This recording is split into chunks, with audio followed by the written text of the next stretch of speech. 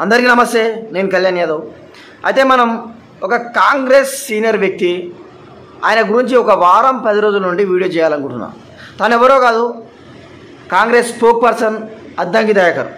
ఈ పేరు అంటే సోషల్ మీడియా యూజ్ చేసే ప్రతి ఒక్కరికి తెలిసే ఉంటుంది.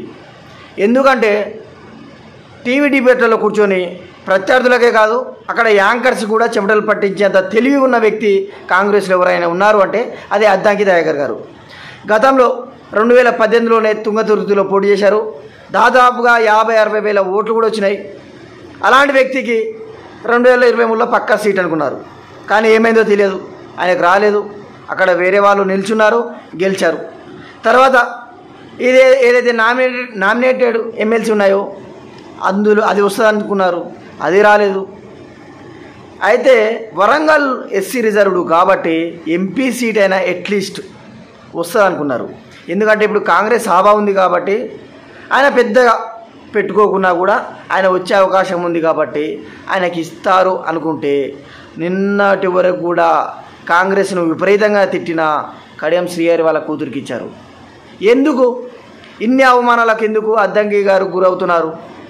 అయినా కూడా కాంగ్రెస్లోనే ఎందుకు కొనసాగుతున్నారు?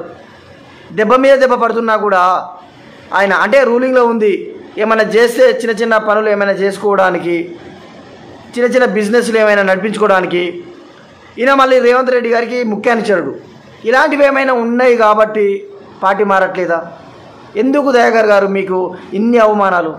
మీ పట్ల జాలి కలుగుతుంది. పాకిస్తాన్ను ప్రేమిస్తున్నప్పటి నుంచి మీ పైన ద్వేషం ఉన్నా ఇలాంటి అవమానాలు ఎందుకు ఎదుర్కోవాల్సి వస్తుంది? మీరు అసలు సబ్జెక్ట్ లేని వ్యక్తులు కూడా ఎమ్మెల్యేలు ఎంపీలు అవుతుంటే ఇంత నాలెడ్జ్ ఉన్నా మీకెందుకు ఇవ్వట్లేదు అంటే బ్యాక్గ్రౌండ్లో ఏం నడుస్తుంది?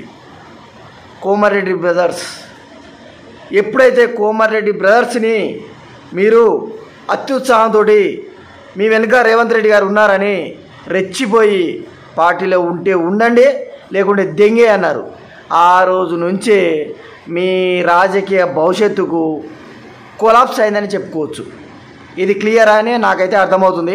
ఈ వీడియో మీకు రీచ్ అయితే మీరు కూడా దీని గురించి చిన్న విశ్లేషణ అయితే చేయాలి. అంటే నాకు సమాధానం చెప్పకుండా పబ్లిక్కి సమాధానం చెప్పాలి. ఇప్పటికి కూడా ప్రతి ఛానల్లో ఏదో కప్పిపుచ్చుకుంటున్నారు, అలా ఏం లేదు ఇలా ఏం లేదు, వర్తున్న క్యాండిడేట్స్కి ఇస్తున్నారని మీరు కప్పిపుచ్చుకుంటున్నారు. కానీ ఎప్పుడైతే మీరు కోమారెడ్డి బ్రదర్స్ని తిట్టారో అప్పుడే మీ పతనం స్టార్ట్ అయింది.